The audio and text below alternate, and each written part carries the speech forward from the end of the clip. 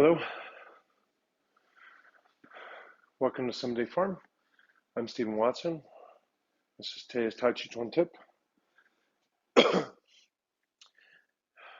What I'd like to do is do this particular tip after some meditation or reflection and contemplation. So it might be that you journal about it and let it germinate, cultivate for a week or two until you end up with the essence here. What I do is I try and remember some important or powerful or necessary advice that I received from a teacher. But I don't try and remember the quote, and that's why I do the period of reflection and contemplation, because I'm looking to kind of tumble that opaque stone into a more multifaceted, cleaner, purer essence of the lesson.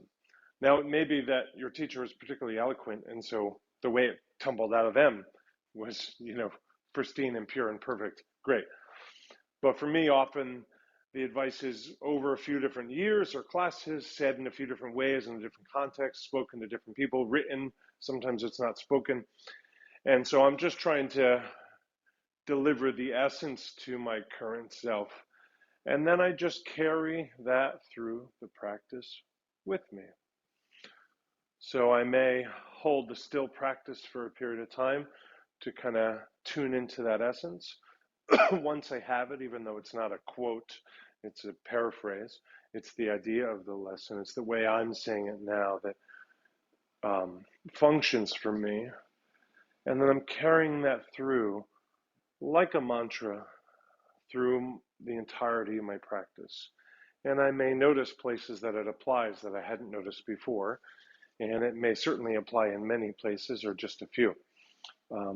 So your homework this week is to pass on such good knowledge to somebody else. Advice, wisdom, insight. Thank you. Here are my links. Thank you. Your support is very needed.